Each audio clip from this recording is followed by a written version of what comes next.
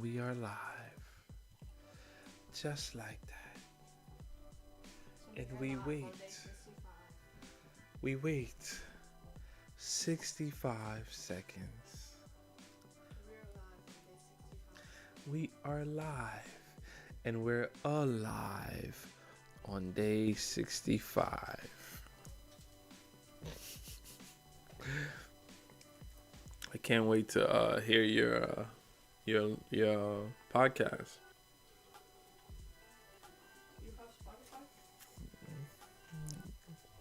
No, but I think I could figure it out. It's called the Daily Dish. The daily, you could get to it without. I think like on a website, most of the stuff you can get to. So I'll check. I'll look it up. It's called the Daily Dish. It's not spelled.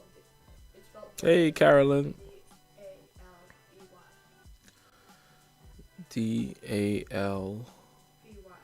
Daly. Oh, daily. Like that's funny. Hello. I kept my promise of 10 o'clock. Today is day 65. I don't have renewed energy. What I have is a drink. A drink of some tawny.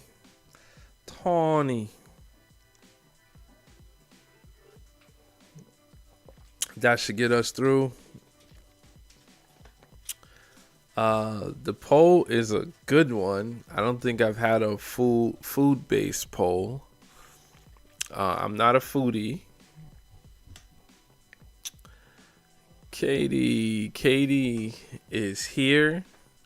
Mick the Pick, Jax, and Daywalk. They joined before the stream started, so hopefully those guys make it in. Mick the Pick will make his entrance. You know how he is. He will make it. But yeah, today is day 65. And that's the celebration tonight. Gonna make it a good one. I feel weird. You guys are like here at the time we said. It's almost like old school when you tell somebody, Jax, what's up? You tell someone you're gonna be somewhere at a certain time, and you actually keep the time. I feel like I'm gonna get into a story because I took a sip of this tawny. Mick the Pick is in the house. Mick the Pick, thanks for joining, sir. Ready or not? Hey, we on day 67. Apparently, we gotta have a 6-7 celebration. Okay. So you guys, that'll be Friday. Oh, Friday night. Yeah, Jax, day 65. And you see Mick the Pick. Mick the Pick has been here from the start. In fact, I don't think I've told you guys, but Mick the Pick was doing some serious coaching to me. He's the reason why I put all the puzzle pieces together. Years ago, I would say about, man, has it been that long? At least 7 to 8 years ago. Maybe 7. Let's just say 7 years ago. I used to sit down and ask Mick the Pick, I don't understand why people are streaming. I don't understand why people are getting paid. People are paying them. They're giving them all these gifts. I don't get it. I don't understand. And I went on independent study ever since, but Mick the Pick has been here not just from day one, but years ago when I had a lot of curiosity about it. I had this one concept called that SHIT ain't a sport, and I'm so glad that I did not move forward with that. It's exactly what I am against today. Being polarizing and I wasn't doing it to be polarizing, but what it was is that I have feelings. I have a controversial topic that always comes back up, and Make the Pick says, love the scrolling text at the bottom of the screen. I debated on not putting it. But I did eat some. So just to catch you guys up, I don't know what day it was. I could find it because it's in the video. But we had like a week where a lot of the folks from India joined the chat, and they were came in hot, and we had a good time. And Chicken 65, I remember forecasting. I didn't make the decision at that point that I was going to be on 65 days.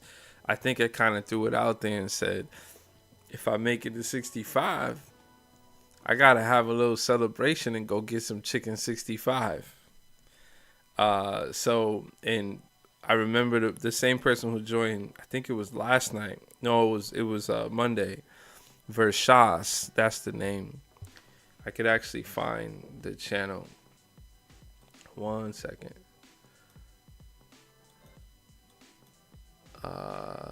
YouTube. Everybody's doing okay tonight? Everybody had an okay day?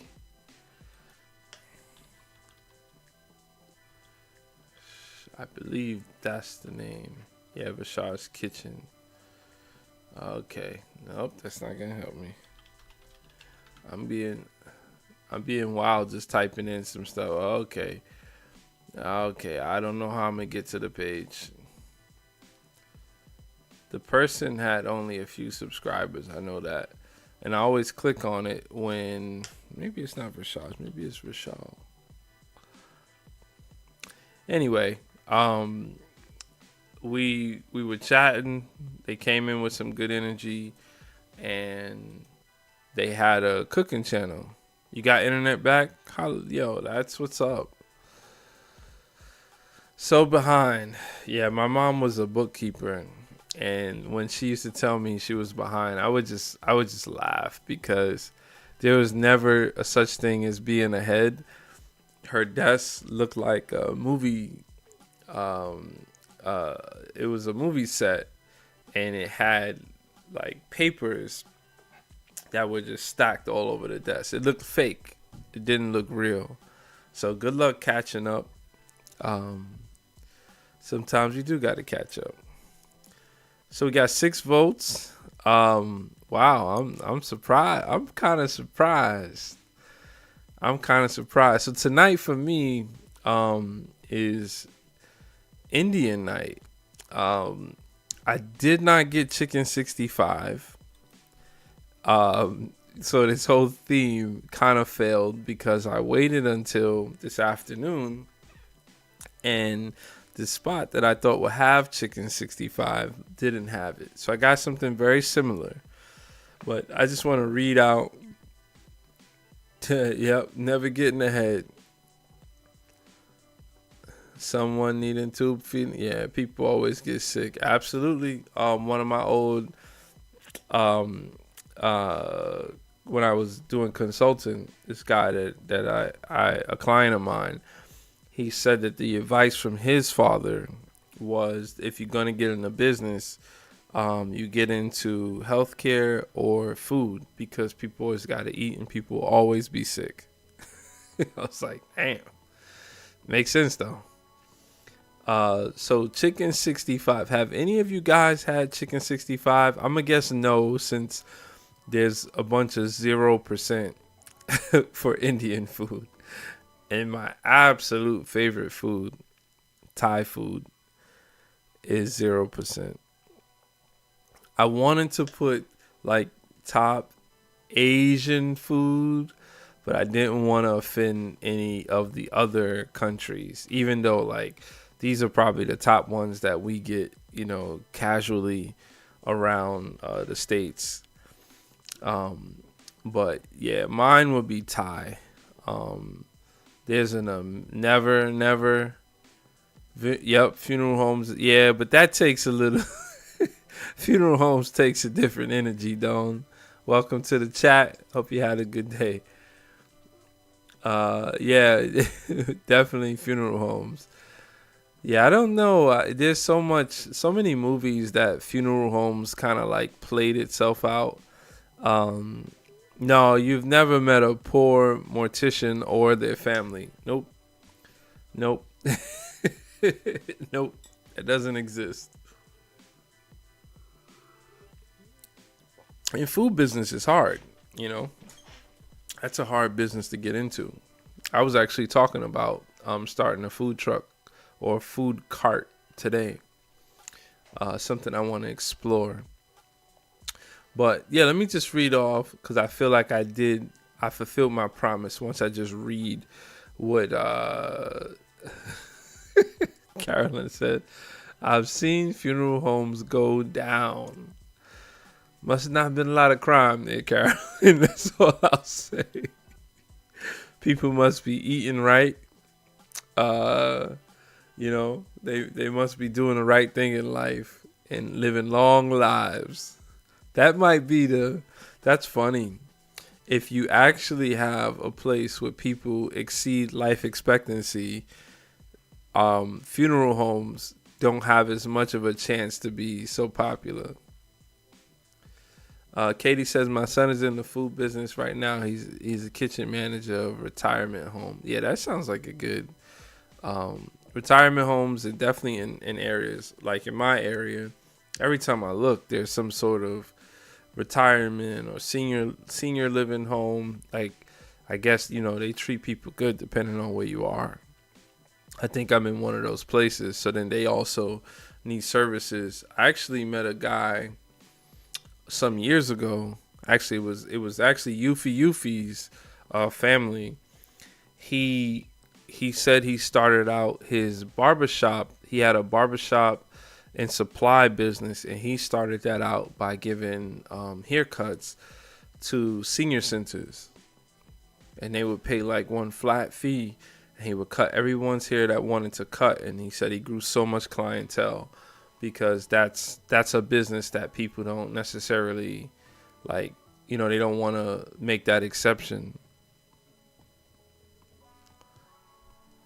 Don says, refer to previous posts. Have you met a poor mortician? Oh, it's one in town, so the small ones don't make it. Okay, I get it. Okay, so Chicken 65 is a spicy, crispy, deep fried chicken appetizer from South Asia. I think one of my things that I'm ignorant about when we get into, I said South Asia, South India, when we get into like, I don't know much. I know a lot of Indian folks, but I just kind of take them as Indian, not whether they're South Indian or I guess North Indian. And I guess there's different customs and cultures. So I do want to get better about that. Because when we're in America and we just see like Indian food, you don't usually see South Indian food. Known for its fiery, red and tangy flavor from a marinade of yogurt, ginger garlic paste, and spices like chili powder, often finished with the tempering of curry leaves, green chilies, and mustard seeds. It sounds spicy. The name's origin is debated, with theories suggesting it was dish number 65 on a menu. Used 65 chilies or was made from 65-day-old chicken. That last one is scary. It was made from, Dawn says she ain't with the curry. Dawn, I challenge you. Dawn, how many types of curry, like what type of food did you taste curry and it turned you off? Was it like West Indian food or Indian food? Yeah, we just got a Indian food place in town. I'll have to go try them out. Yeah, Carolyn, I would try them out. And usually, if you see Indians going there, if you have any Indians in your area, that's probably where you want to go. Um, it can get real spicy though. So, and if you are vegetarian or just like the smell of it cooking, oh, I can see that. I can see that. Well, there's different. I asked Don because there's different curries, and like red curry, green curry. Like I'm closer to West Indian, like in my family, so that curry is different from the Indian curry. Okay, so I read this. It looks good. I don't think looks could be deceiving. I will probably like this dish. I just had one that was super similar to this, but they didn't have chicken 65. But I really hope that this thing wasn't made from 65-day-old chicken. I don't think that's gonna pass the health inspection. The culture that wears the dots on the head.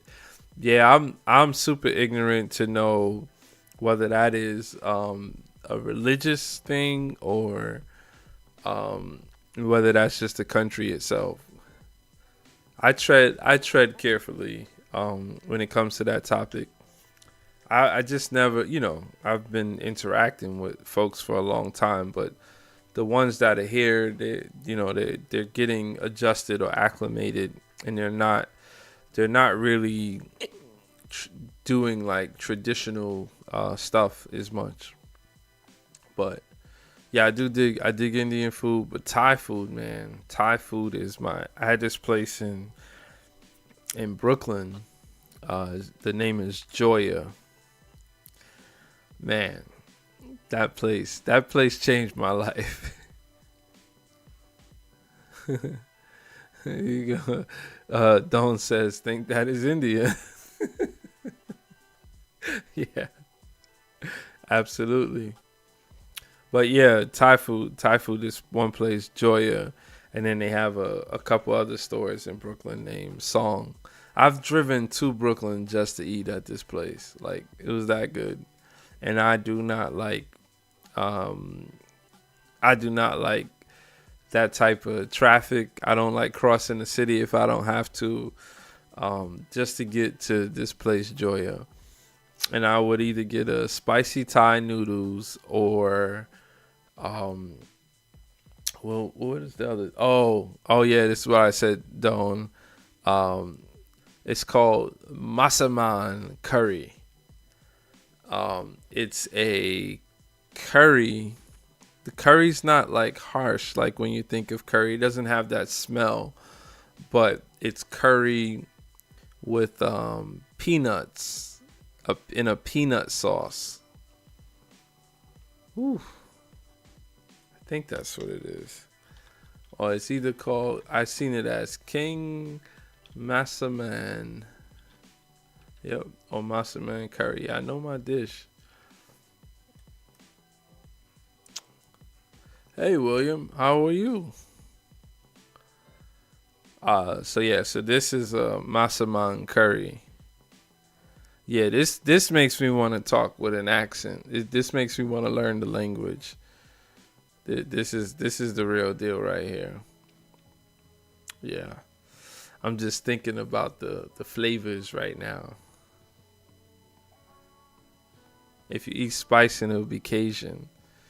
Yeah, and this is not this. So the cool thing about Indian spots and Thai spots is, even though the food is spicy, I think the spice usually is paste based.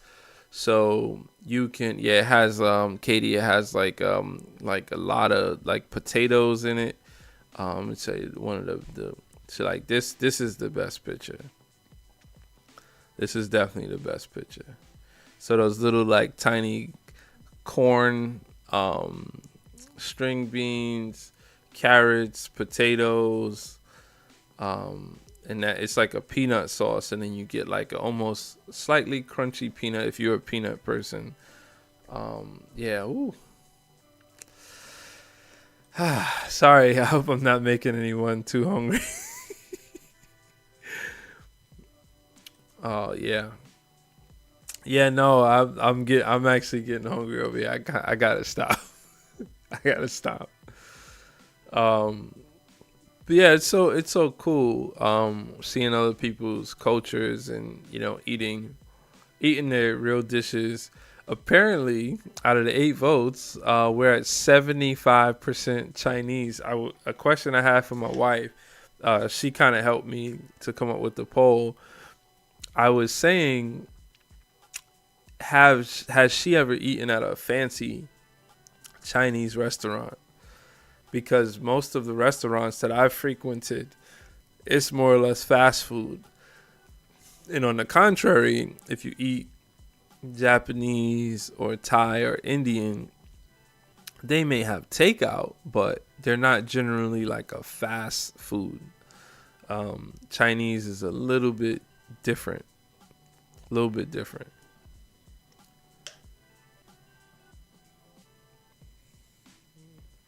But yeah, I hope everybody had a good day today. Um, I realize now we're going to take off the facade, right? I realize that I'm experiencing symptoms of burnout today. And I keep telling you guys, I like feel off. I realize that I'm experiencing symptoms of burnout. And I've definitely had burnout in the past. And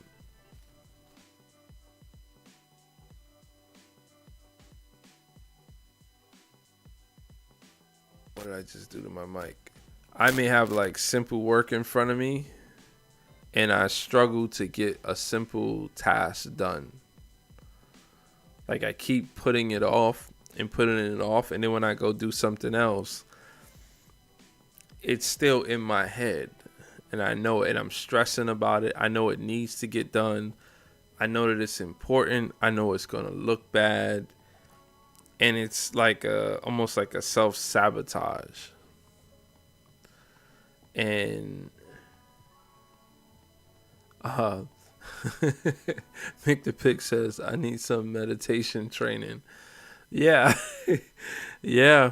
Yeah, you know who I go to? I haven't. I'll just pull up who I if I could find. I'll try to find it real quick.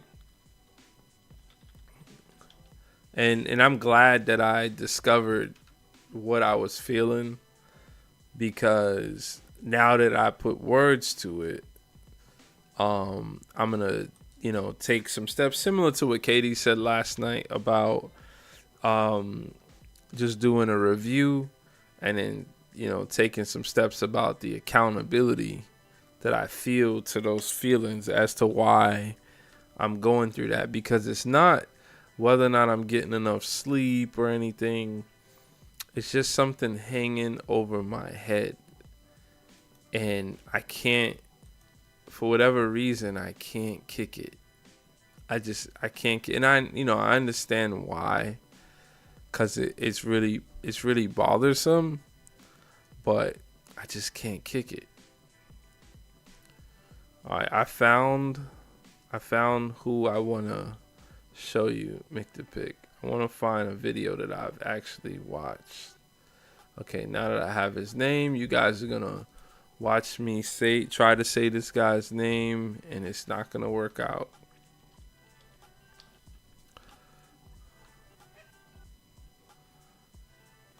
Okay.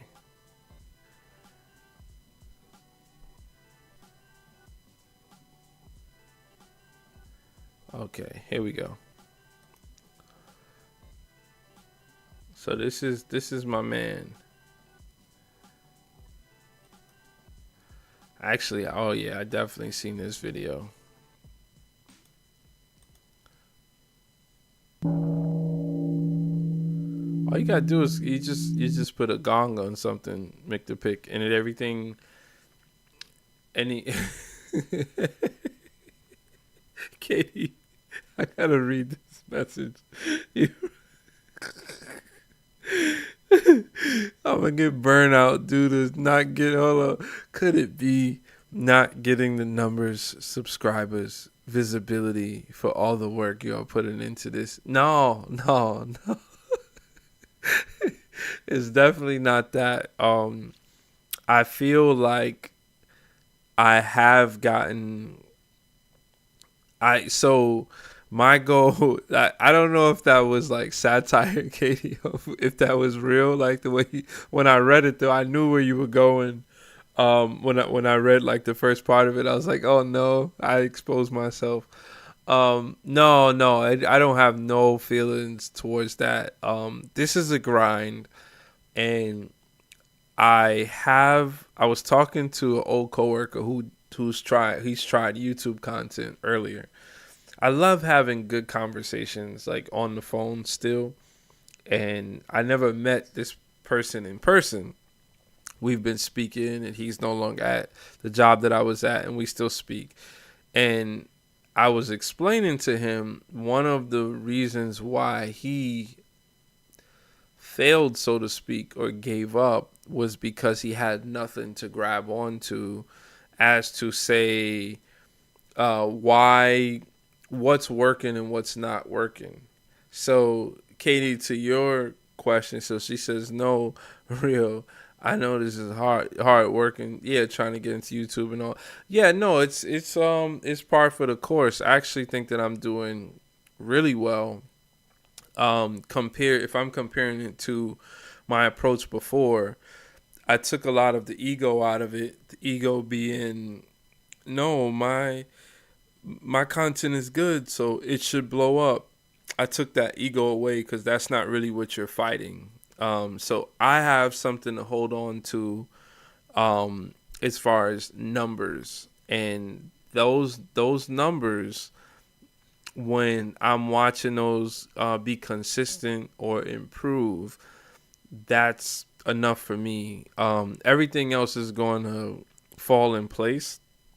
It's really about humans, their cultural response to being on, not cultural as in your ethnic group, but cultural the way we use the internet.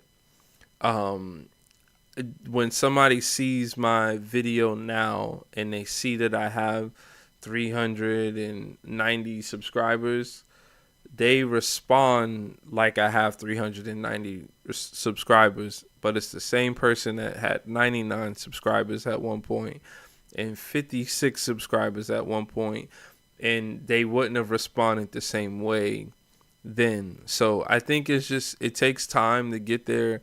And like I said, watch hours is where, and I'm not going to be able to control that real spike that occurs. I think that's what's going to happen. There's going to be a spike that I'm not going to control. So I just got to do what's in my control. And what's in my control is, keep up the good work. But I appreciate you.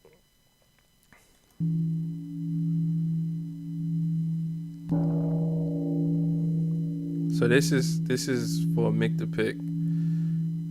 This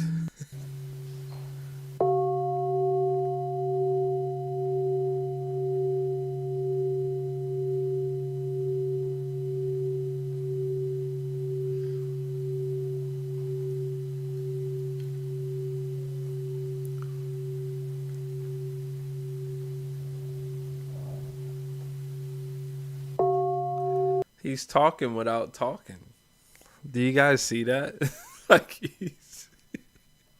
he just said a whole lot. He said, "Sit your ass down." That's what I just heard. Did you guys hear that too? Like all of these things, the world, all the things that are going on with you, and if you're in that room with him, and look at the title, "Embracing Suffering with Mindfulness."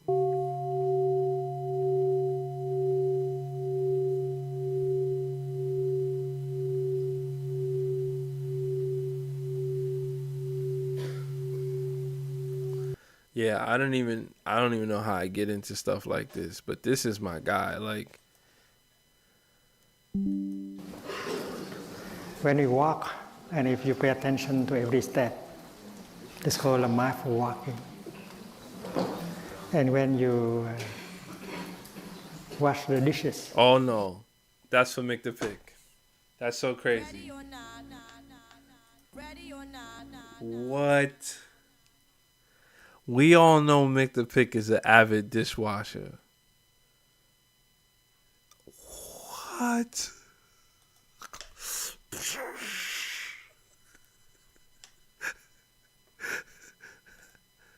He said, when you wash the dishes, my man. Oh, we got to run that back. Hold on. and if you bring your attention to the tea, and if you know that you are drinking tea, and that is called a mindful drinking. So mindfulness is always mindfulness of something. Mindfulness of breathing, mindfulness of drinking. When you walk, and if you pay attention to every step, it's called a mindful walking. Do you guys understand? Like, do you understand where he's going with that? I've actually taken this. I'm glad I'm watching this now because as I'm feeling this burnout or potentially getting into the state of burnout, this is kind of what I needed. Um, and I told you, I just explained to you guys that I'm not doing the work. And then not only am I not doing the work, but when I leave to do something else, I'm keeping it on my mind. So that's, to me, that's what he's speaking to the mindfulness. He mentioned the tea. I didn't play that part, but he mentioned like, mindful drinking is when you're having tea that you're just appreciating that you're having tea. Like, you take deep breaths and you're like, wow, and you really taste the tea. I've done that. I've been a little bit. It sounds a little odd to some. Yeah. And when you wash the dishes, and if you are aware that you are washing dishes, that's mindful washing. And when you brush your teeth, He's trolling now. He's trolling. in, I love it. and you know that you are brushing your teeth, that's mindful toothbrushing. Mindful toothbrushing. He's trolling. Oh man, no, but this guy. Yeah, no. Did you hear the dish part, Mick the Pick? That's for you, man. Hey, you you always washing dishes. Mindfulness of breathing, mindfulness of drinking. When you walk, and if you pay attention to every step, it's called a mindful walking. And when you wash the dishes, That's you. That's your part. When Ready or not, you make the pick when you wash the dishes. and if you are aware that you are washing dishes, that's mindful washing. And when you brush your teeth,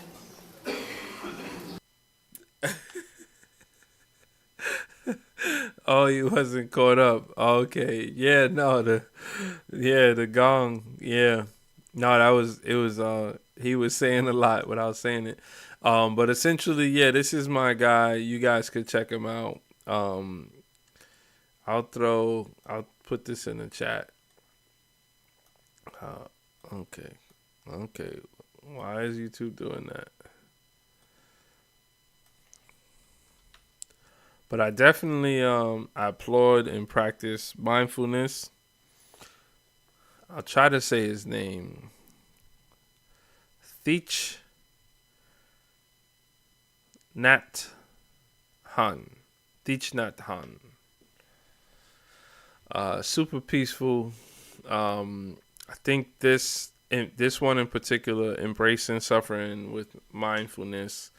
Um, I think the concept is not to ignore suffering, is to resolve it.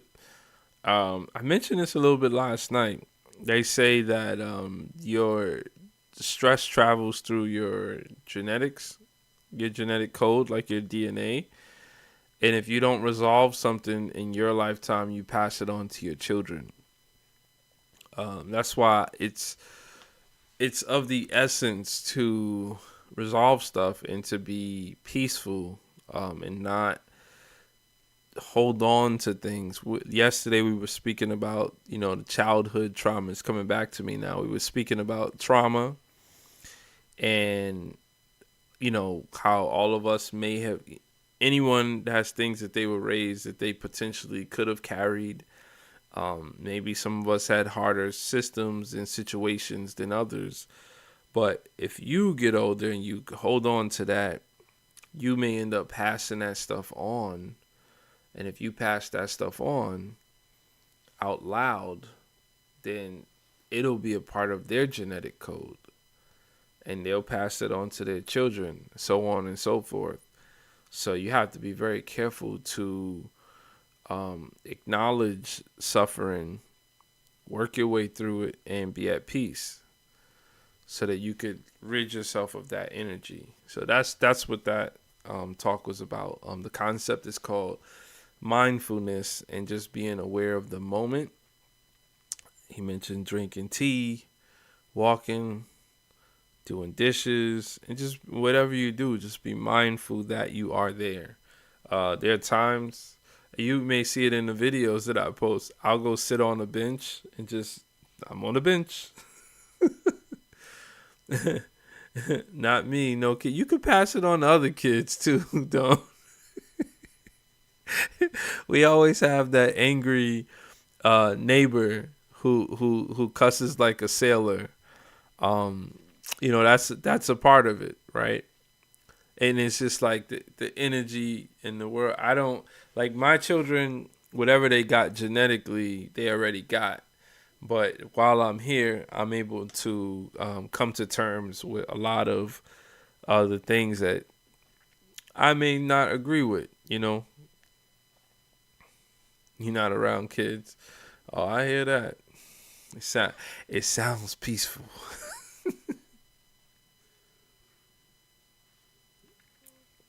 It sounds peaceful.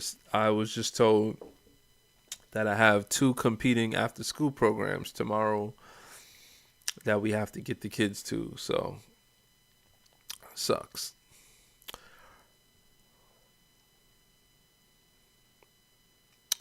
Katie says, I like this. I'm stressed all the time because I have so much I'm thinking about while doing anything. Yeah. That is it, Katie. You should really look into the concept of mindfulness.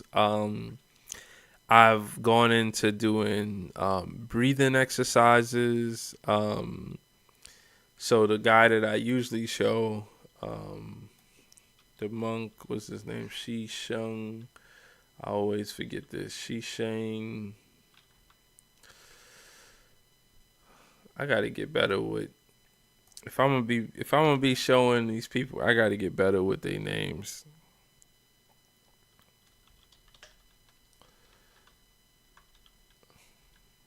Shi Heng Yi.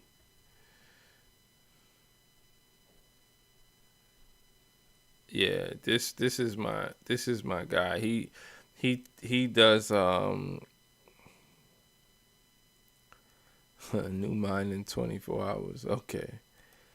What still we are connected. Yeah, This I would is go what here I regard for sure, as being Katie. really important to cultivate. Kids keep first us of young. all. That's what that could be a good point, but sometimes they make you older, because if you're not aware of embracing the youthfulness, you can be older. You can think negatively about everything. I don't live through my kids. I let them live their life.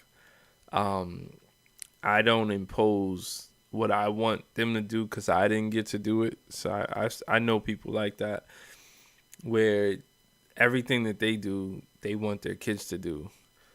But I'm pretty much a free bird when it comes to how I deal with my children, and And they this is the point respect where me I discipline though. Oh, all my gray hairs came from my marriage and my kids, all of them. I earned it. comes back again to this personal retreat. The time where you watch inside yourself. What do you have inside of yourself? You go to any type of meeting where you have persons that you maybe meet for the first time. Just choose any of them. Before you talk to this person, sit somewhere in the corner, always observe the person and pay attention to everything that you can criticize. Consciously educate the mind to always find the mistakes in that person. Yeah, look how he dresses, look how he's behaving. And just project this idea always over and over again towards this person. A judgment. A judgment. Before you even go to that person. So before that, just use it as an experiment. And then after some time, really go to that person, even without talking to him or her, and just feel. What type of feeling do you have when you are standing now next to this person? It is my belief that you can either choose how you judge the people. You can continuously precondition your mind that your feelings are going to follow in this direction. Or you precondition your mind in general towards people around you, towards this world in a completely different way as well. The way how you feel, meeting people, getting into a situation and then saying, see, I told you it's going to be like this. No, it's like this because you before that decided already it's going to be like this. Right. Next time you go into the situation or you have a feeling coming up inside, no matter which one it is, just ask yourself, where is the root of that feeling right now? Could it be that the way how you feel right now in regards to that situation? What is your relation? What did you thought about this type of situation weeks before, months before? They get too deep, man. He had me hypnotized for a second, and you turn the mirror on yourself. But yeah, this guy. He doesn't like being called master, but Master Shi Heng Yi. He has a lot about the mind itself. Like you see this, reset your mind. And watch out, there's a ton of fake videos from him. A ton of fake videos. I'll show you. This is his channel. Other than that, you'll see like AI videos that are using his image. I saw one when I was looking. This one is fake. See this one right here? That's not him.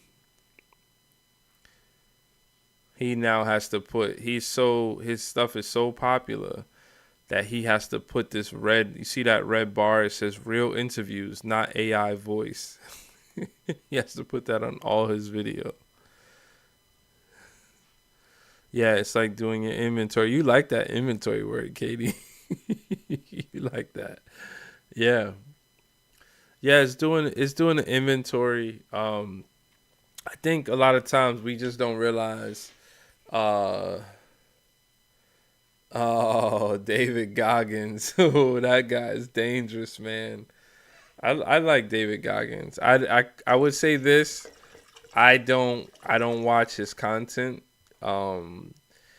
It's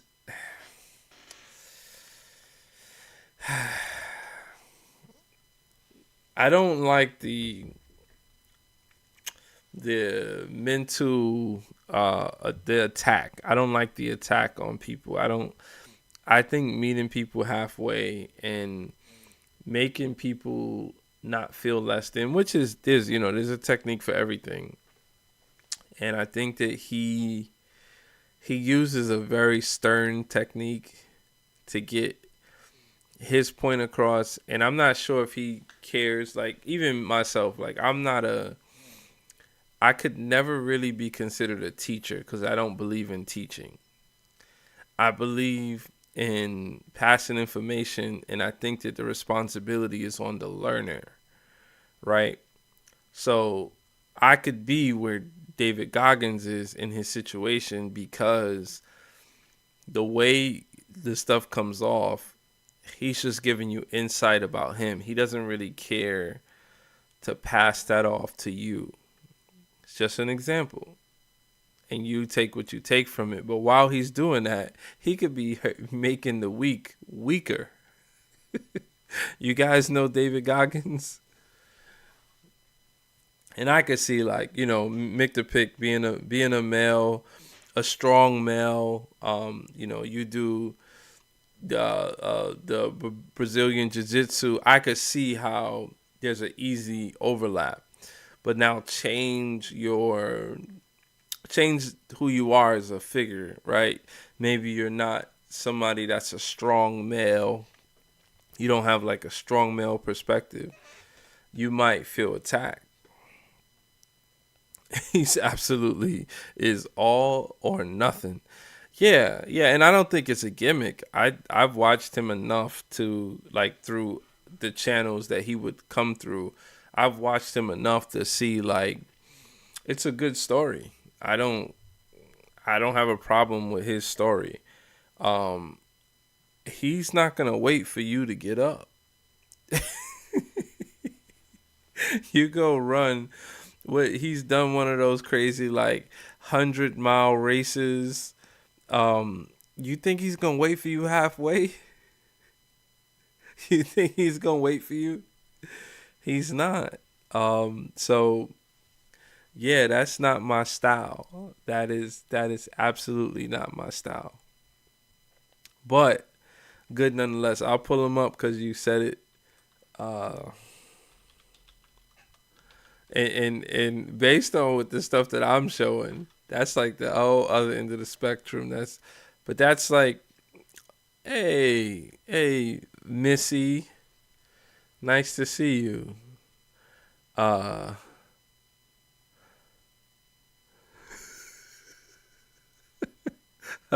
Oh, make the pick. You got something to answer for, man. I just gave this whole spiel, and look at the first video thumbnail.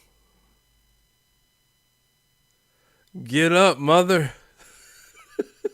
Like, what? He don't care. He does not care. Different trains of thought. I get it. No, he's the real deal. I think he's the real deal. But again, Mick the Pick, Missy says hi to all. Hey, Missy. He is the real deal, but again, it depends on the motivation you're looking for. I'll just take the words as it spells out here, because he gives a motivational speech, right? Now, if I wanted a motivation, like, who would you guys say is if you had to listen to a motivational speech, who would it be? Right? We're gonna rate, like, what is a motivational speaker? What do they offer? What makes their message motivating? What do they bring to the table? Because that's kind of the lane that David Goggins is able to be in. Obviously, when he puts the work in and films it, it's all there. I'll tell you, if you were looking for a motivational speaker, I'll point you to somebody. And that's not even hard. And it ain't gonna be no David Goggins. That's like a select part of the population that could, benefit, but also they have to be ready. That's definitely something he would say. All right. This has become my top motivational speaker right here. This is an old picture of him. You guys heard of Les Brown? Les Brown is still out there, man. He's still. Let me get an age. Let me get an age check on Les Brown. He's done a lot in his life. 81 years old. Looking good, man. Looking good. That's not his hair. That ain't his hair. I'm pretty sure he got the man unit. But he looks good. 81 years old. True story tonight. And drop in the chat if you want to put your shout outs to your motivational speaker, somebody who gives that good information, whether they're super famous or not. If I'll find them, I'll pull them up on the screen. Tonight, I went and got the Indian food. I posted a short of that real fast. I guess I'll just pull up the short since I'm feeling like that tonight. I did that the other night too. That was kind of cool. But I went and got Indian food, and then I said I gotta go get me a drink, and that's where I got this tawny. Uh-oh. Who wrote Proverbs? I don't know. You tell me, Missy. That's a good motivational speaker. Why don't you put the person or the figure in the chat? Oh, Solomon. Okay. I see what y'all trying to do. All roads lead. I see what y'all trying to do. Thanks, Missy. Let me see.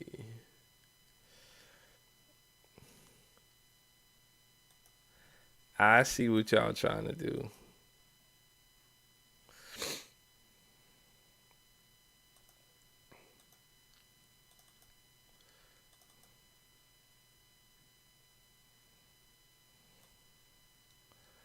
Okay, so I think this will play. Just so you guys know, I'm pretty serious. All right, it didn't play. Hold on.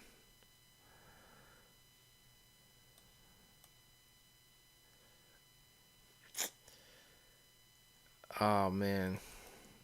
This stuff bothers me. When I try to do this stuff live and I'm not like ready and queued up, I just want to get better at that. So something's still wrong. So you guys know OBS. I'm pretty serious about what I said. Oh, you do hear it. Chicken 65. 65 days of streaming. It ain't my fault you're not subscribed.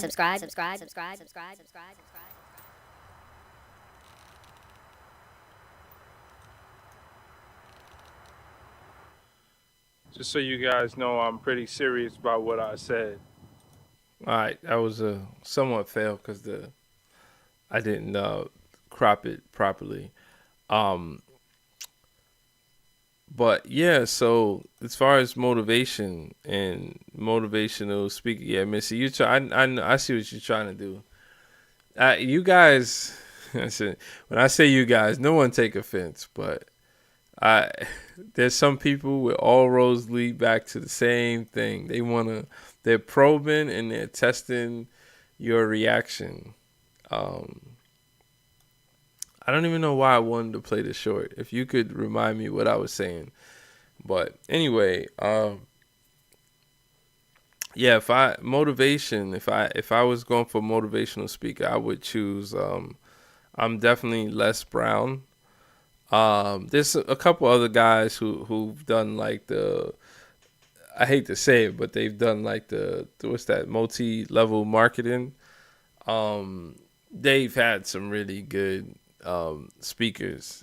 Jim Rohn, one we covered on here before. The swinging looks therapeutic. Okay, I know. I'm a loser. Yeah, it was. I was trying to capture. I still haven't put that video out. No, not just you. People just I have a family member like that, where Oh, I was getting a drink. Oh, thank you, Missy. Missy, first, by the way, I know Missy in real life, and Missy's memory is that's one. She needs to be studied. She's one of those people that they need to study how she has a memory like that. I generally have a good memory, but I feel like there's so much going on when you do a live stream that does get hard at times. And I think my primary responsibility is to make sure that I'm seeing the chat and being able to respond back and forth. But so I got the Indian food, and then I said, let me go get a drink. And I think this is referring to the gray hairs. No, I wasn't. I ain't saying you're trolling. I'm just saying.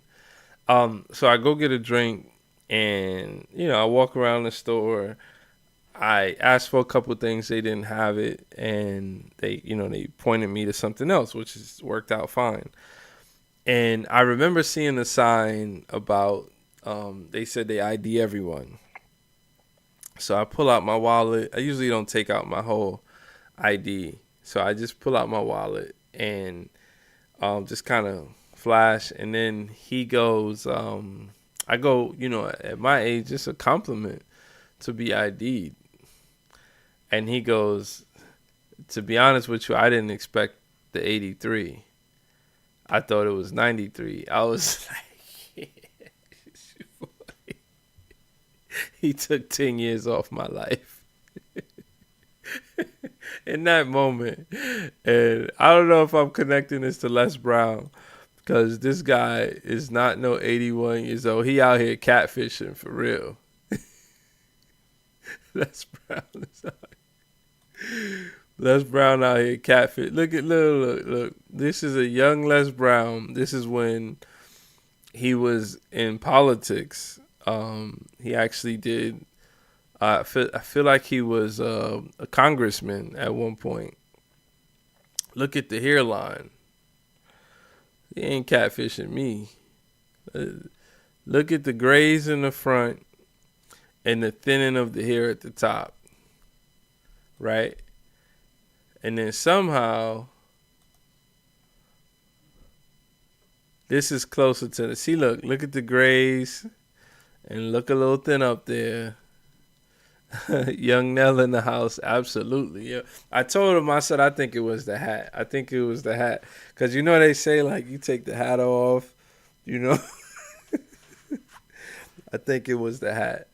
But yeah, this is my guy. His words, either way, his words are killing it. See, this is a older picture. Look at the man. I get it. He dyeing his hair, but the man look good either way. His skin looks good. I could only wish at 83 to look that good.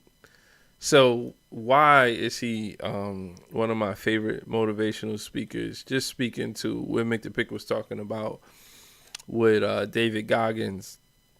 His story is the way he casts his story is relatable. It's David Goggins' story is, I was fat. I wasn't doing anything.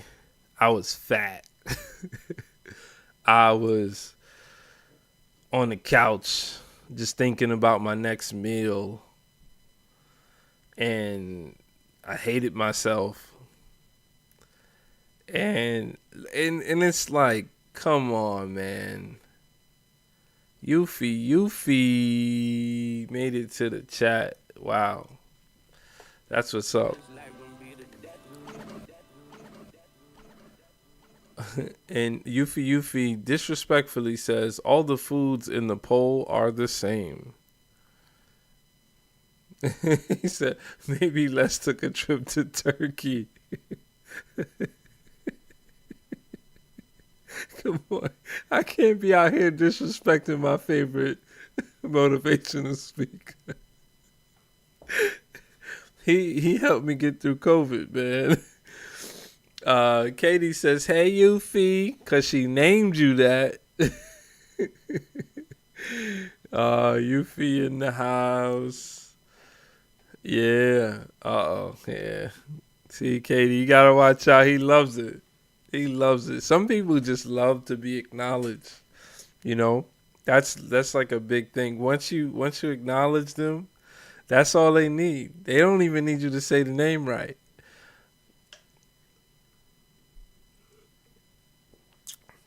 But yeah, so Les Brown, um, he.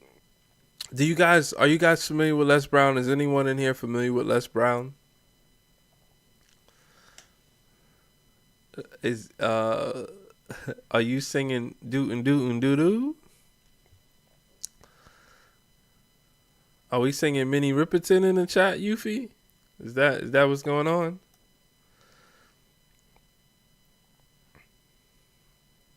No, I love my Minnie. Okay, Katie says no, not familiar. So, Les Brown has been around for a long time. Um, his story is that he was placed in special ed as a kid. He's a twin.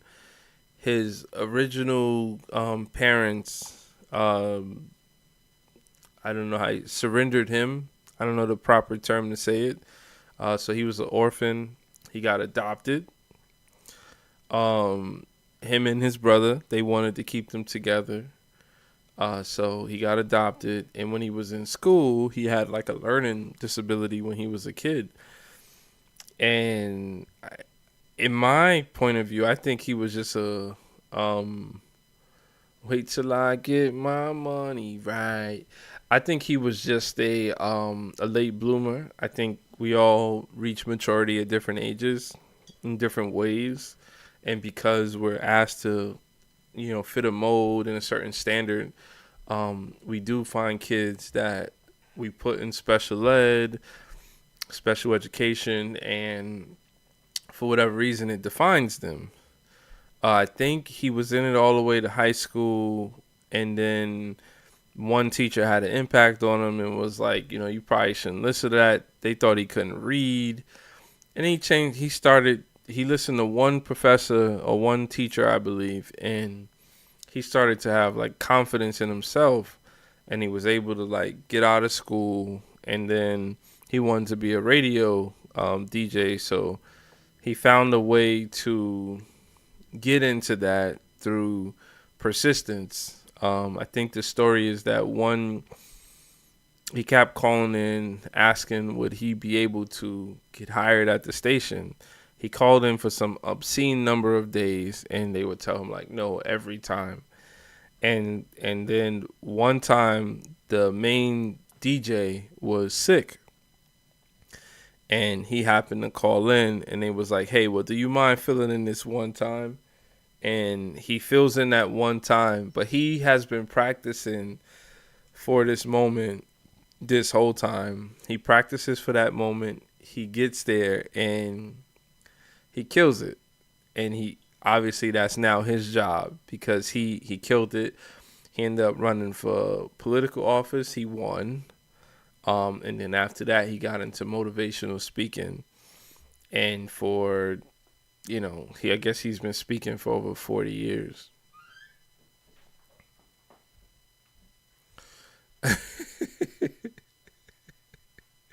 This is one person. I was just trying to show how this being the latest photo, how he was catfishing, because this is the one up here is not the latest photo.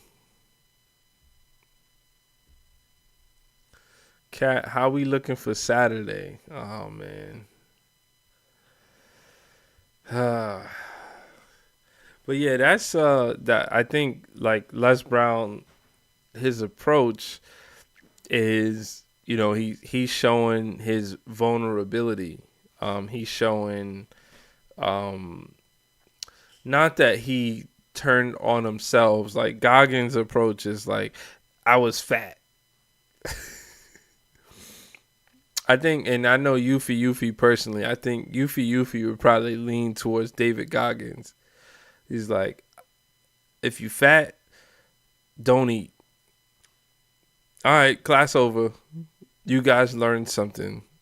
If you fat, don't eat.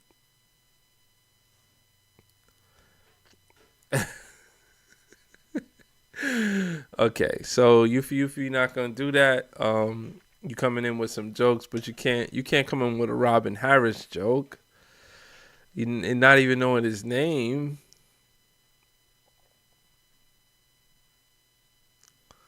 Oh, it's just Yuffie.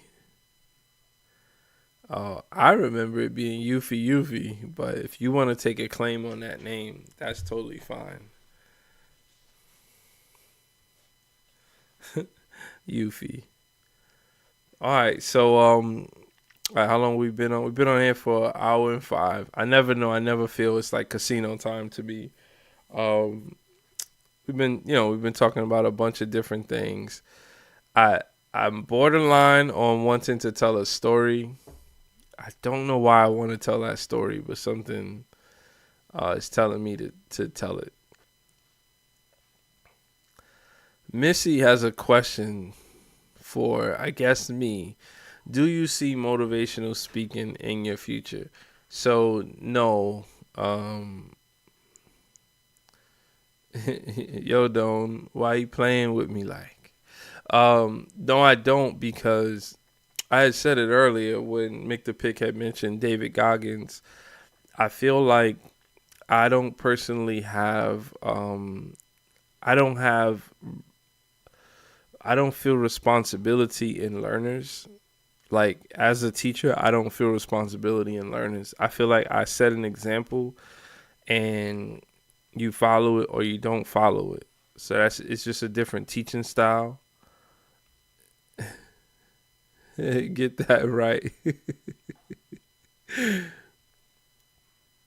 You hope it's the cookie story again. What cookie story? I have a bunch of stories. Um oh, you're wrong for saying that. Cat got my back.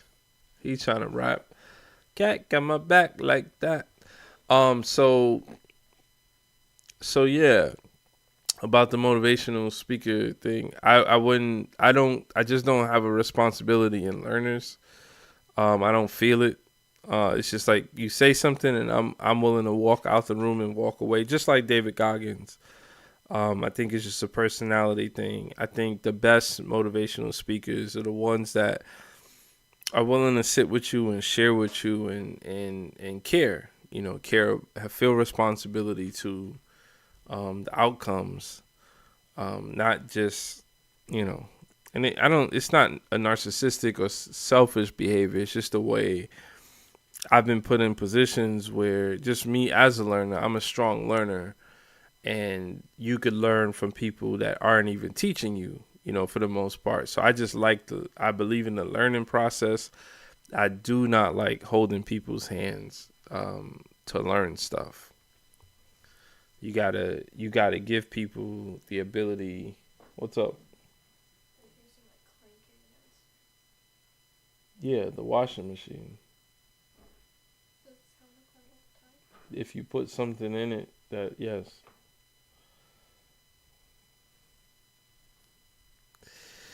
Okay. But good question, Missy. If anybody has any questions, I'm always willing to answer if it makes sense. Katie says I struggle with learning. Yeah, and then that's the thing. If you struggle with learning and you get a teacher like me, or what I say is like me, which is I'm probably not that bad.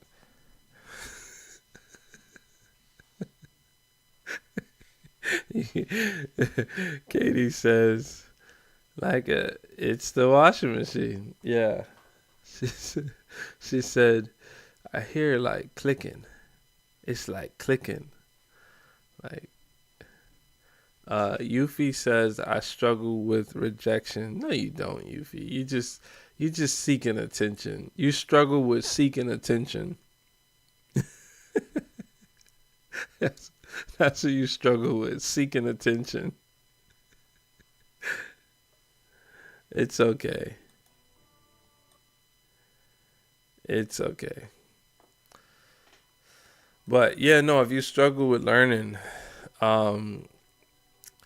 Yeah, it's I don't know your learning style, but it'd be nice to have people, supportive people around you that give you the space, or have patience to help you through whatever you need to help yourself through. And going back to the whole AI conversation, that's what AI, that's where you could really benefit from AI, because it's a judgment free place to um, lessen the gap. There's a gap that you may have on learning. Maybe things aren't put in a way for the way that your brain works, the way that you receive information. And you could kind of tell AI, hey, say it to me like this, and it'll learn that in you, because that'll be a personal connection, and you could probably learn stuff better that way.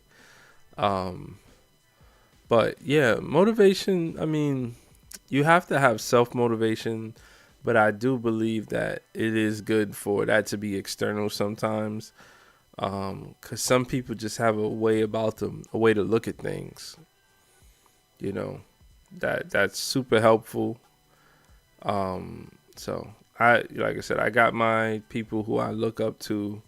I can show you a few more, but it's like I go down a rabbit hole with this. This is my guy. So I go from Les Brown. Yuffie, you ready? Yuffie's gonna have jokes.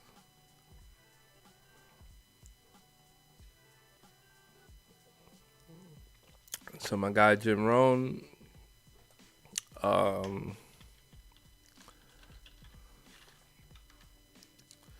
My guy Earl Nightingale.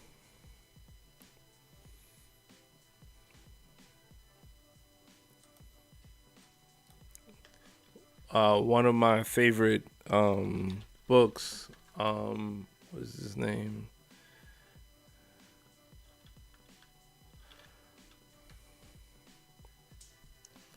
This is the older picture of him, Napoleon Hill. His famous book, Think and Grow Rich. Pretty awesome book.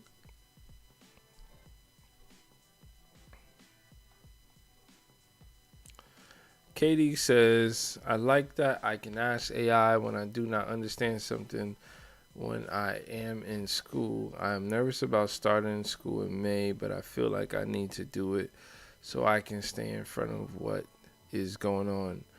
Absolutely. And nervousness is a part of it. I would feel nervous if I started school. It's just a part of it.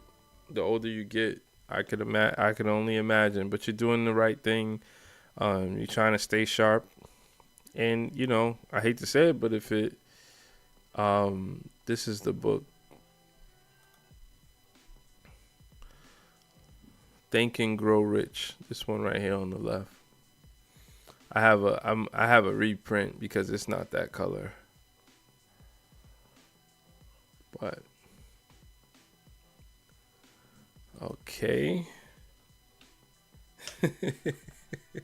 I think Yuffie is responding with the Book of Exodus for 200.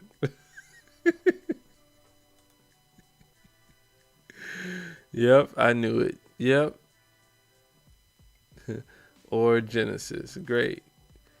Come on, you and Katie, you were just warming up to Katie. Now you about to get her, you playing around with the book, and she about to come down on you now.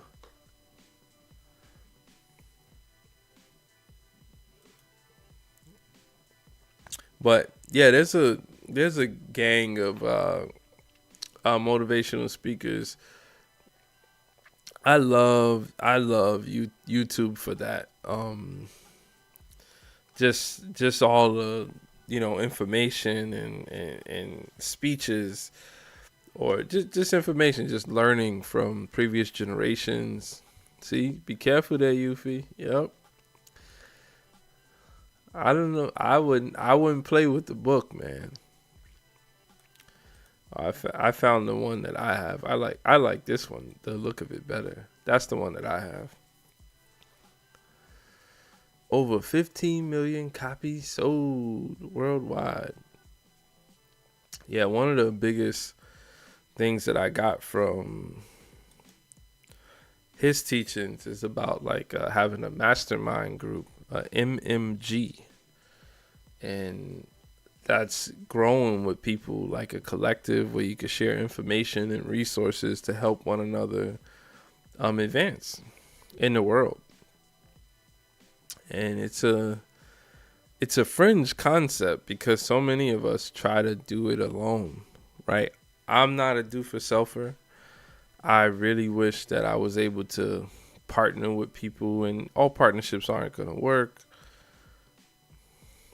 What I do, cat? Yeah, Yuffie is definitely the baby please type. What's that? Throw a rock and hide your hand.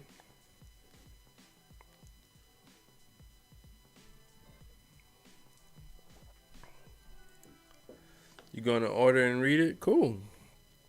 You must be a book reader, because whomever is not a book reader, they don't just come out and say that they will order a book and read it.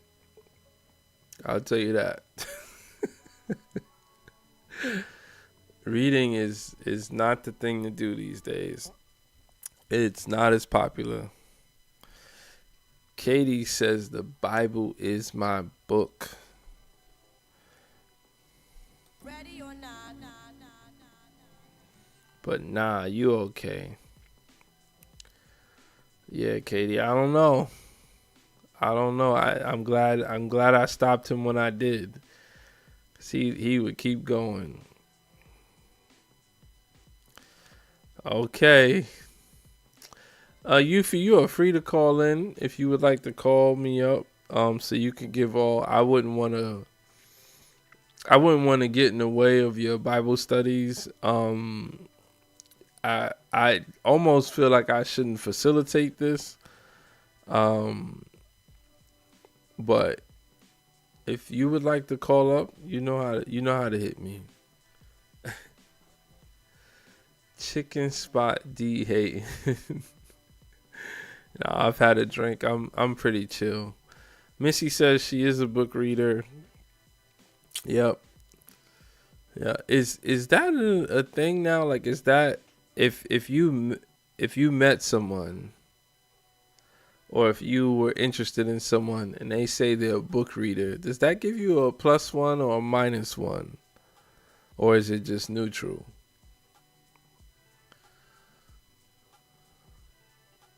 I've never really thought about that.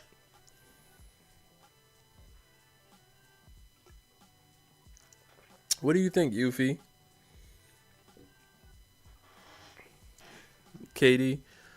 Missy? Don't, if you're still hanging out. Make the pick if you still washing dishes.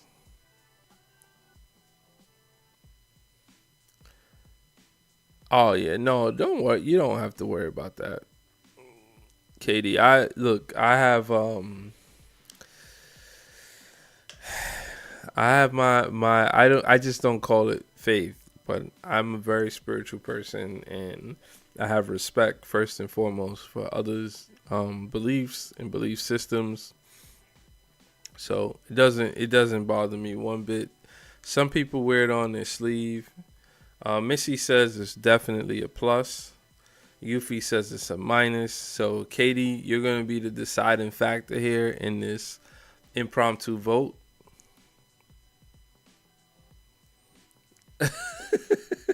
Missy says saying you don't read is a turn off.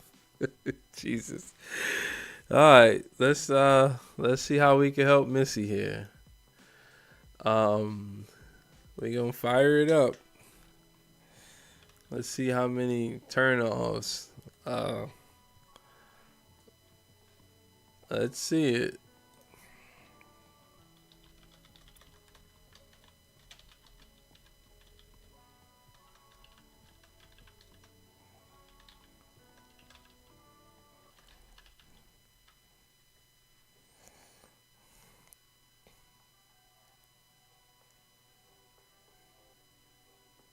So Missy, are we talking about the question? Katie was, if you are dating or interested in someone, and if they tell you that they're a reader, they read books, is that potentially a +1, neutral, or -1?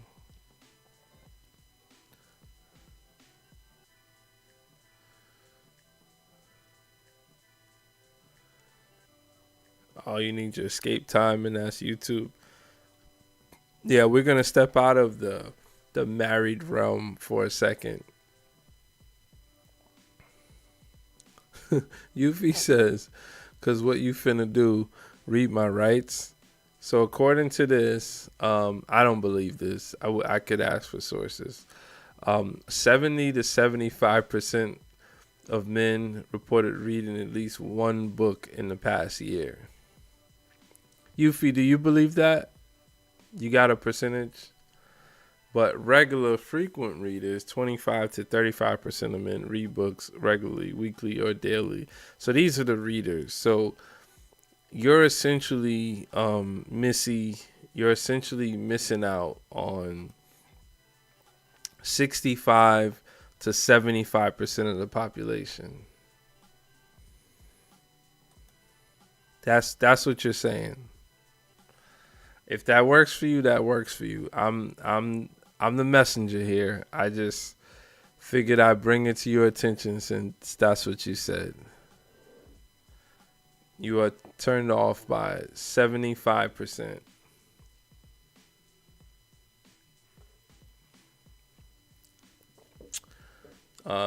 Katie says, neutral. I tend to fear he may be above me like my brothers.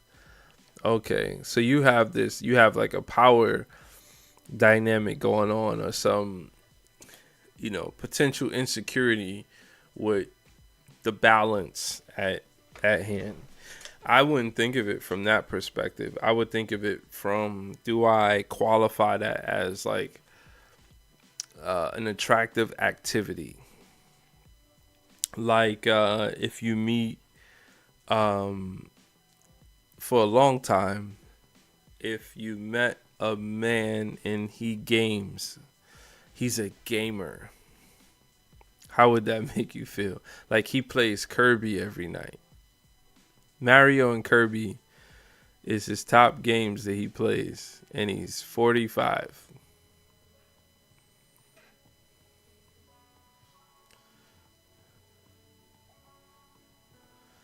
Okay, where's my moderators when I need it? Yuffie says, women are books. We read them multiple times through the day. Katie says, I married a gamer. That's hilarious. But you could understand, Katie, maybe that didn't bother you. But even me as a guy in my 40s, because we don't come from like online gaming. That's not what was, half of our life did not have online gaming in it. Right? So if somebody's still stuck around, they got a lot of time on it. Gaming takes a lot of time. And I would say the unique thing about gaming, it's not really helpful to anything else. If you read books, you are, you could be learning, you could be expanding your vocabulary. I think that there are more things that could apply to the other person, right? If you are just gaming, that's just a personal thing. Be like, he games and then he's a sweeter person. Well, I don't think it works like that. Oh, Javi, shout outs to Javi. Javi made it here. Javi is a old thing for Missy. She says, I've met a gamer and he also reads. I think the two don't go together, by the way. That is an awkward person. I read and I game. No, I guess it's okay. I guess it's okay.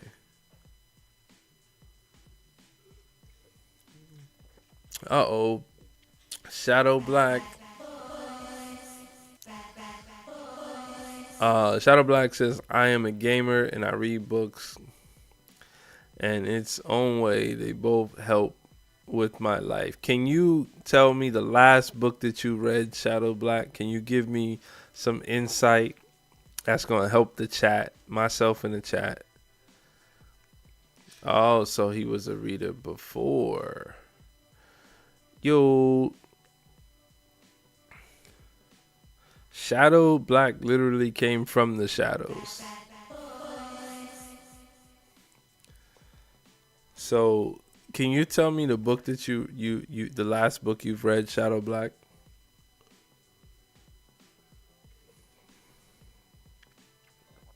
It doesn't matter what you read, the type of reading that you do. Like, what if they're just reading like blogs, old school blogs? Does that qualify as being a reader?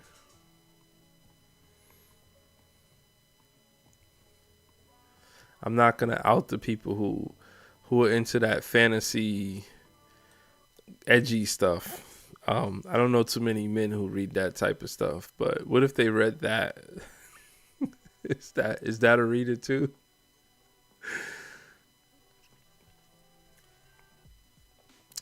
All right, so with 11 votes, can only pick one food: Chinese, Japanese, Thai, or Indian.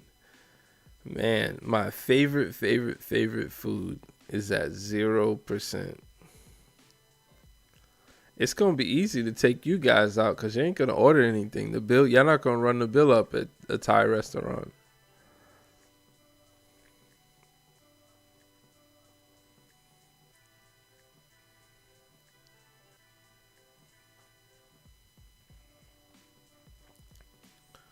Katie says, like, my mom used to read those books. Oh, yeah. See, Katie, what if dads read those books? That would be really out there.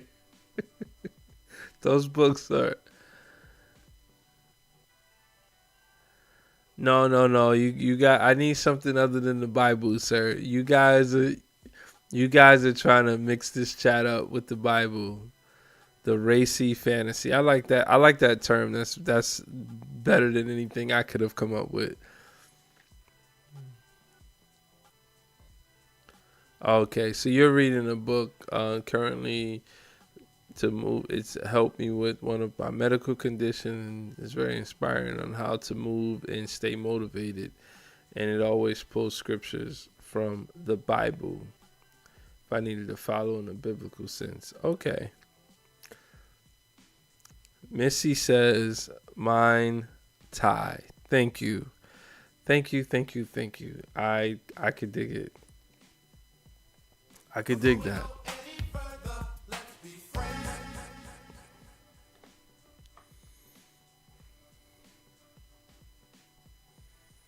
Oh, it moved it to yeah. YouTube's something's been off there for weeks. There was somebody came in the chat before. I think it was Blue Daffodil said they couldn't even take the poll unless they added something to the chat first. Okay, so I'll see the one Thai. But yeah, I miss. See, the thing. This is how I know I love Thai food, because if you had a great or even a good Thai restaurant near you, I do like Korean too. I ain't gonna lie. Some bulgogi. You guys eat bulgogi? Ooh.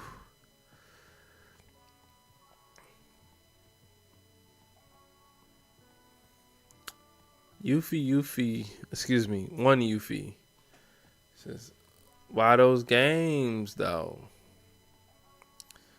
Shadow Black, do you read anything like in the fiction space?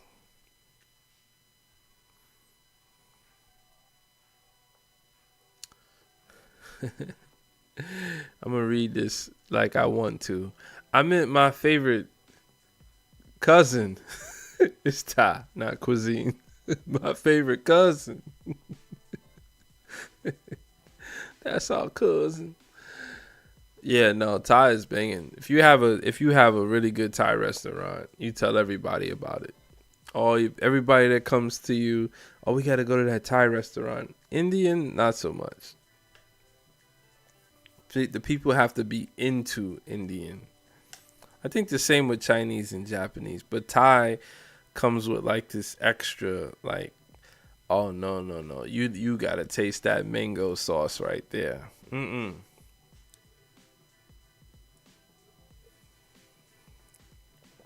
Tiger shrimps, massaman curry, ooh, spicy Thai noodles. Ooh, that's everything. And the one that I went to, they had like, it was like open kitchen, so you just see the fire going all the time. And they had outdoor seating. Yeah, it was nice. Brooklyn's nice like that though.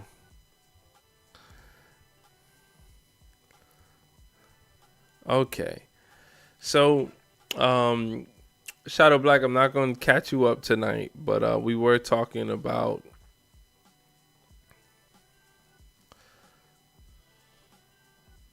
you read comic books and you read a book called the Crucible. Okay. All right. I didn't know you were a reader. I've never had that conversation with you. I did want to start a men's book club some time ago. But every person I told it to, they just laughed at me.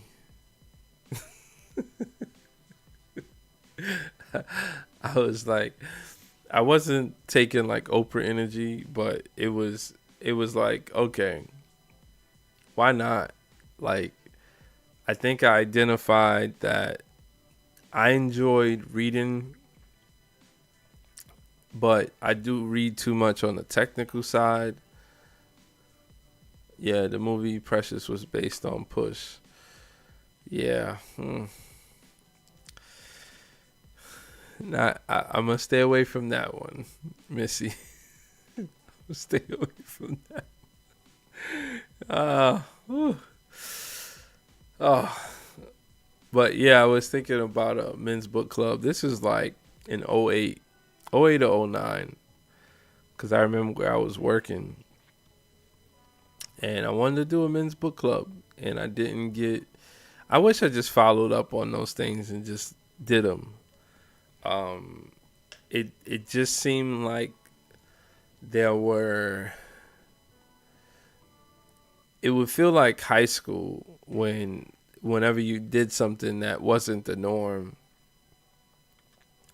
Absolutely excluding women. Absolutely, because it's like okay, so Missy, you gonna do that. So you don't respect the Million Man March then. Missy. Men need to get together. We don't do the tea. We don't have these. We don't go shopping together. We don't share the same intimate energy. So I thought it was a good opportunity for men to learn with each other and from other men. I've seen it, not book clubs, but I've seen the benefits of men getting together. It's a unique experience to take all the other elements out, to take children out, to take women out. And I think you would like what comes out of that. Yeah, you saying get those numbers up for male readers so you could hit your target. We just need to get the numbers up so that more people have more perspective, I think, and more understanding. Because a lot of us stop learning. A lot of us actually stop learning. And, that's dangerous for another reason. So I'm not a believer of stopping learning. I think we need to keep learning.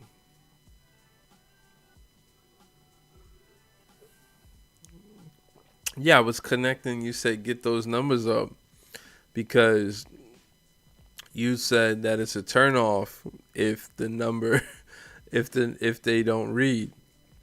So now you have a bigger pool to choose from because you clearly have, like, you don't want to meet the guy that has everything except for the fact that they don't read, they don't expand their mind for you, you know.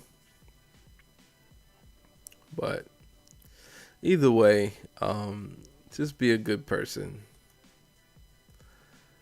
I think we put Yuffie to sleep. Anytime um, things aren't just jokes and trolls, Yuffie is out of here. Maybe Shadow Black is still hanging out. But things are winding down, and that's okay. I could use the sleep. I got now that I'm facing this burnout, I gotta really figure out my steps. I have to be very careful tomorrow to. I'll listen to something. I'll find something to read or listen to tonight to help me to think. He literally just yawned. Just to help me to think or not think, right? Just do. I know I'm capable. There's some things that I'm going through, and I don't question my capabilities. I feel this burden. I feel I'm under a dark cloud when I'm struggling to do what I know I need to do. And it's hard to communicate myself through it. It's hard to support myself through it. So I actually would benefit from getting a good night's sleep and, being at my best tomorrow, or not, right? And just accepting that. But I can't go into the burnout. Burnout was really hard. Burnout took me a long time to just a few months of not admitting to myself that I was exhausted and that the exhaustion was showing itself in different ways in my life. And I wasn't able to be successful and to thrive until I was no longer in denial as to what was going on. So I don't think I'm denying that I'm potentially feeling burnout. If I had to give the whole YouTube thing a percentage, I would say 15% is contributing. The whole YouTube and making content and all that. It's probably like 15%. Not so much of what Katie was saying. Missy says, yes, I'll be very thankful. Okay, Missy, we'll get those numbers up. But you can't be saying that I'm excluding women. I'll say it like the person who says they got a black friend. My favorite sport is track, women's track. I was watching today.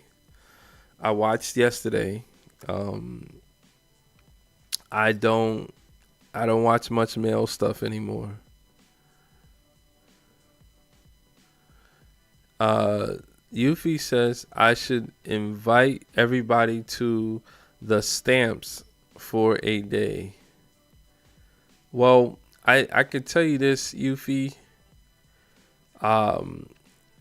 I've seen a couple of other creators do this where they start having more conference like stuff, whether they put it on YouTube or not, where they, everybody could get on a chat. I do have a Discord. That's usually harder for a lot of people who aren't familiar with that platform. But I do envision that one day, the stamps, I'm not saying, you're not going to get me to say that on here.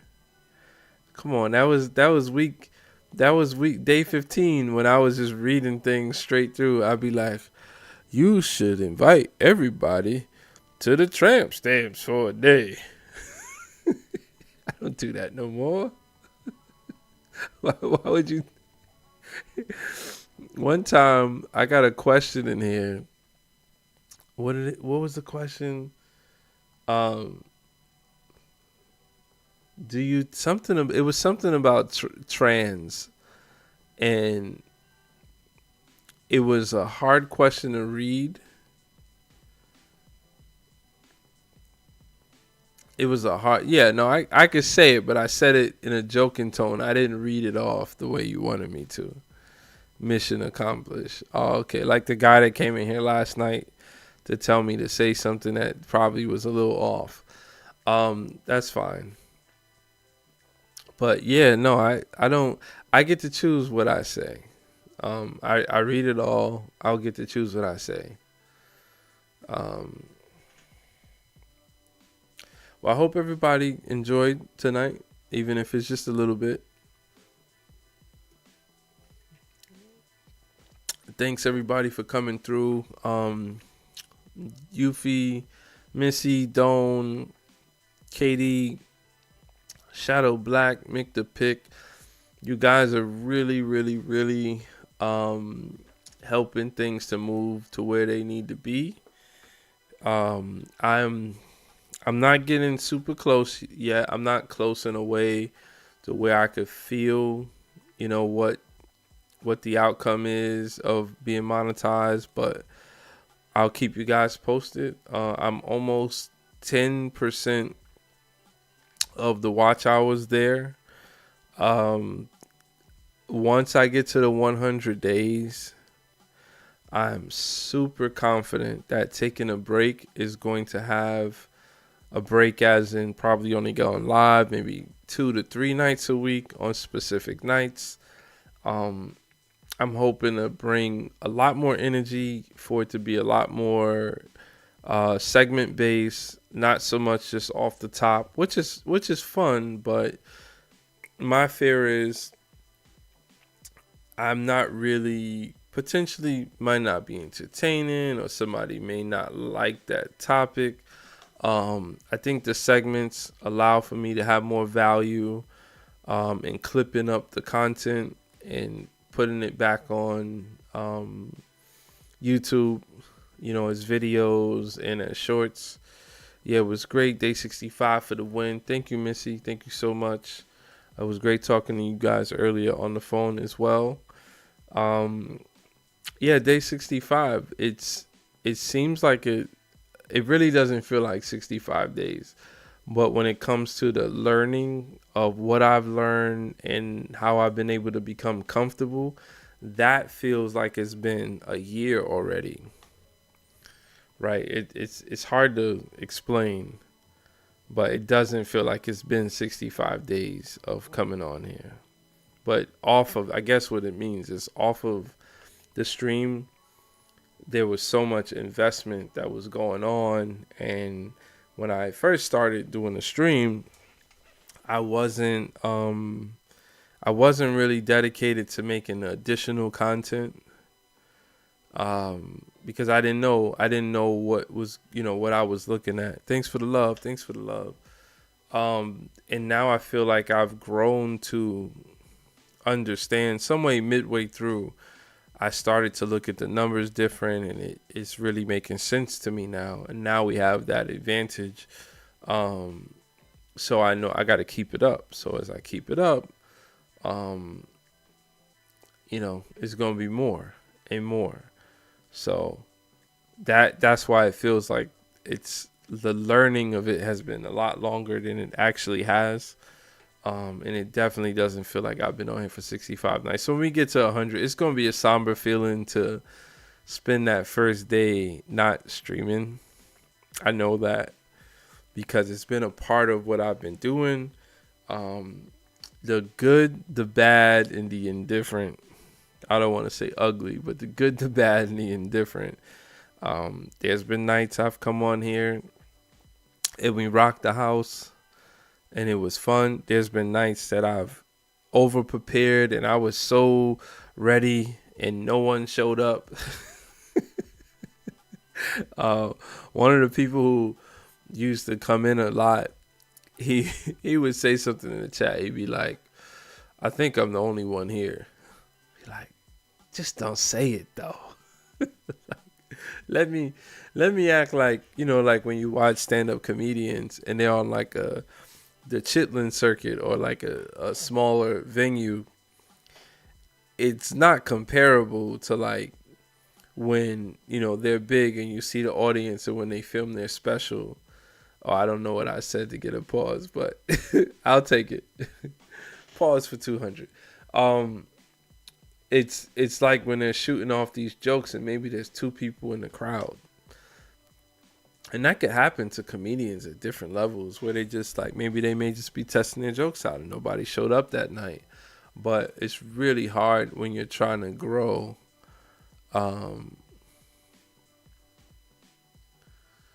So you are saying when you reach the 100s, you're going to stream less or are going to turn up.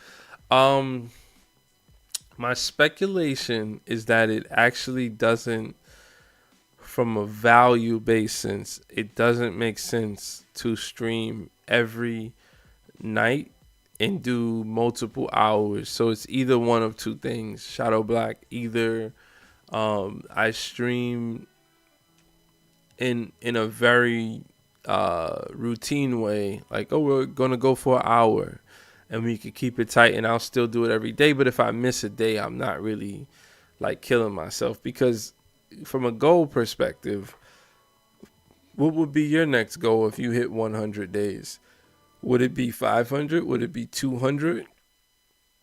So I don't really want to have that pressure. That's one. But the biggest thing I want to get, because a day that I'm going to stream, at least how I've treated it, it's the whole day that I'm thinking about what I'm going to do, what it's going to be like. So if I could get take that time back, you follow a couple people who stream every morning. Question about that, Katie. Do they miss mornings? Are they doing it for like some sort of a streak? Because I've thought about that as well. Just doing this. But I think it's the pressure to, I want to make it better. But if I'm on here for 2 hours, like it's been an hour and 46 minutes, I'm struggling to manage the time of the stream, potential stream preparation, editing content to do shorts or videos, my actual job, the stuff I do on the land, which I tend to stream as well when I'm, working through some sort of permaculture situation. I just don't feel like that I don't feel that I should be or feel under pressure to do it, because I enjoy doing it and I have to get it to where it's fun and it makes sense, and that I'm not gonna, like, the cost of being tired shouldn't lead into me burning out, at some of the stuff that I need to do outside. So I just feel like, okay, I follow a couple of people shooting. Okay, this friend, what if Acres, they do it every morning, do not do videos that take edit. Yeah, only live streams. Yeah, yep. And that's the thing. Once you're monetized, and I don't know what the process was of them getting monetized, but I think the way I'm looking at it is the people who are going to gravitate to me once they see me, that's who's going to gravitate. So I don't feel like I'm going to appeal to a larger audience. So monetization is about your last three. If you're going for the video route or the streaming route, it's your last 365 days. So if I just stop doing it and then start back up in a year or 8 months, I've kind of like messed up. So what I want to do is go to 100 days just because it sounds cool as a milestone, and then from there assess what is the damage, what do we need to get done in order to within the year become monetized, and then I could do whatever I want. Because if it's collecting footage for a cinematic film that I want to produce, that's up to me to do it and bring you guys along. The Truth 9999, he's waiting for a moderator. But I'll give you another chance, sir. I don't know where you come in with that, but if that's what the internet does for you and it makes you feel good about yourself, hey, I feel good about myself either way. Either way. It's not my first time being called that either. So don't waste your time. Live your life, sir.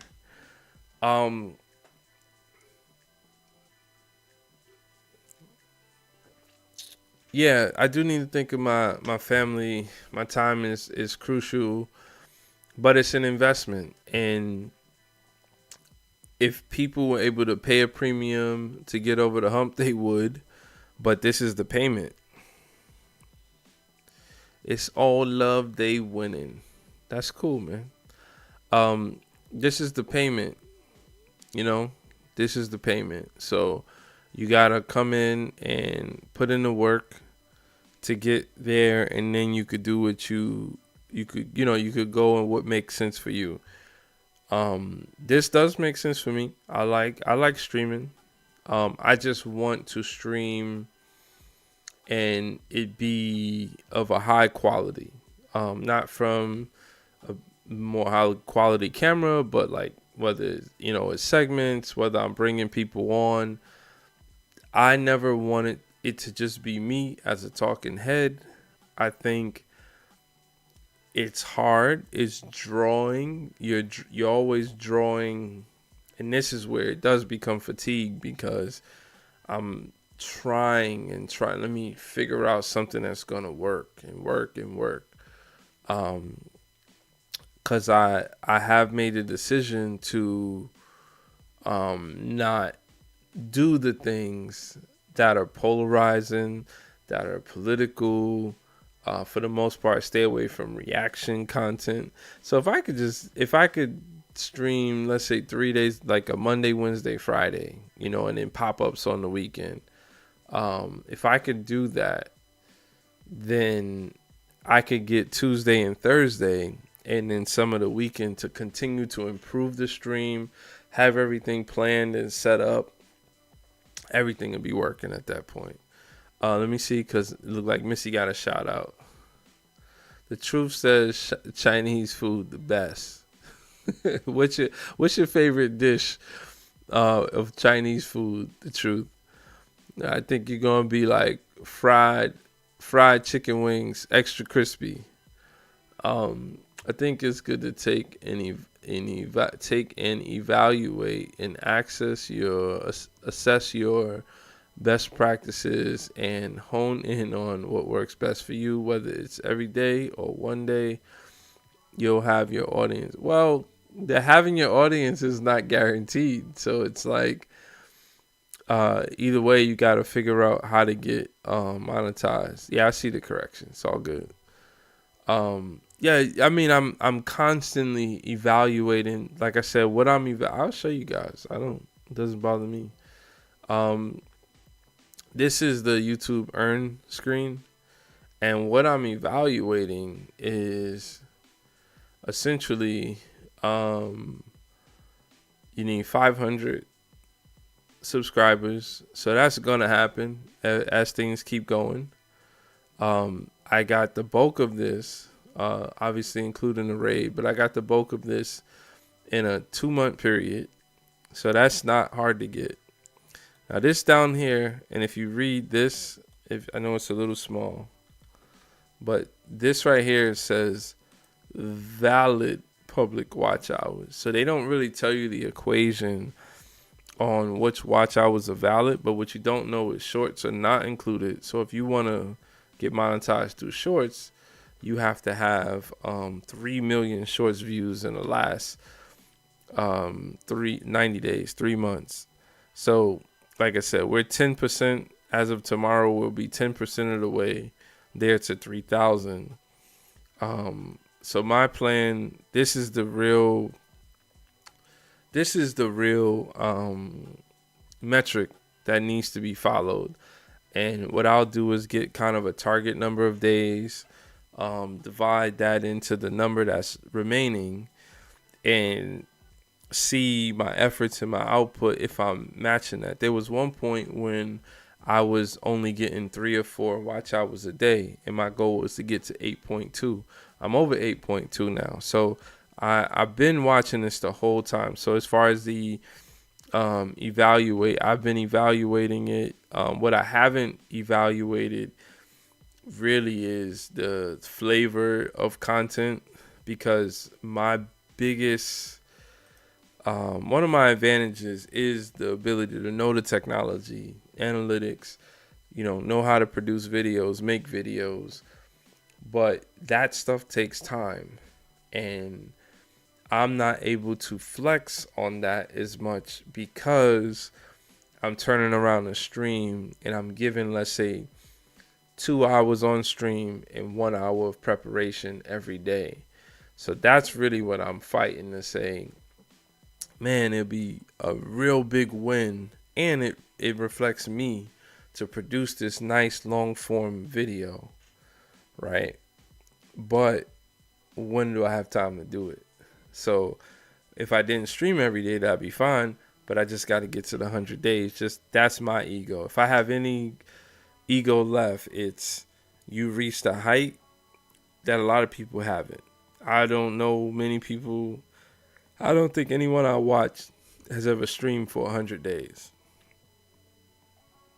So it's my own trophy. I don't know if I'll ever get a YouTube plaque. I'll make my own I stream for 100 days gold chain, and we'll just hang that low. The truth says chow mein. Oh my God.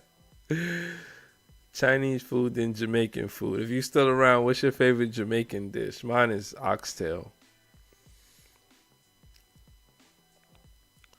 Yeah. You only know one person who did it. Yeah, and that's big, In other platforms like Twitch, this will be something that is like a wow factor, right? So I understand that this culturally is not the place. You watch too much. Me too. I wouldn't say I watch too much, but I've watched and studied enough YouTube. So, but yeah, most of the people that I follow, that I keep up with, they're not trying to do this type of stuff. So yeah, I just gotta keep going where I'm going. The burnout is the only thing that's like scaring me, because once it does start to say, oh, well, a lot of your YouTube activities are, contributing to it, I have to be realistic about what I'm doing and how do I get back to being grounded, But that's tonight's show. Thanks, guys, for being there and showing up. Tomorrow we'll be on at the same time. I'll start to schedule the live earlier. I really want to work on some of the graphics just to help this thing improve. I did get some good feedback about the scroll at the bottom. I want to know, should it be up there the whole time? Because I don't know if people get annoyed by that or if they actually watch or listen. But I would love feedback on that. Other than that, I'm still working on getting some of this content that I have done. Good night, Katie. I'm working on getting some of this content done. I keep teasing this audio that I have of me and my sister. So hopefully I can get around to doing that and getting that up. But yeah, it'll be a weekend. I haven't gone live for 2 days outside. So the temperatures are getting back warm. That was a little depressing with the cold snap, but we're back. I think we're back. So hopefully tomorrow's a better day, and I'll catch you guys on the next one. And as usual, I'll end it. I'll see you guys. Don't be a sucker for love. Peace. Today, we train for the 2030 Winter Olympics. Let's do it. But here by the fire we defy frost and storm. Aha, we are warm and we have our heart's desire. For here's for good fellows and the beechwood and the bellows, and the cup is at the lip in the pledge of fellowship. Oh.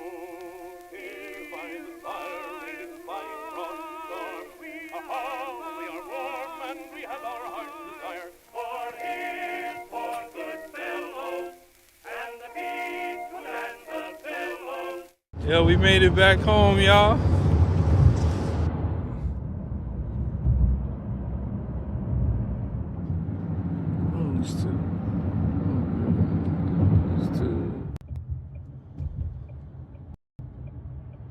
They used to hang, this is where they hang like the Christmas decorations from. What store? Behold!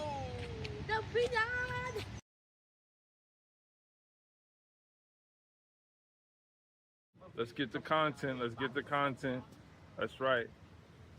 Let's get the content. You live down here, right? Yeah, yeah. Right. Alibi.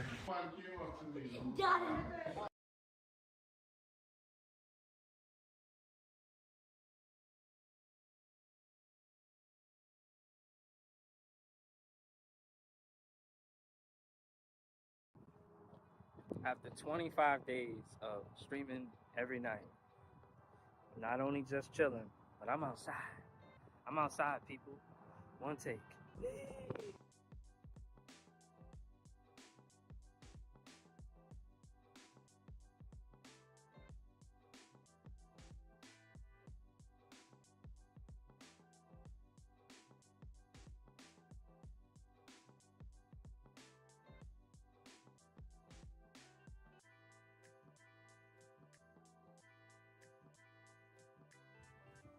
I'm outside, y'all. I'm outside.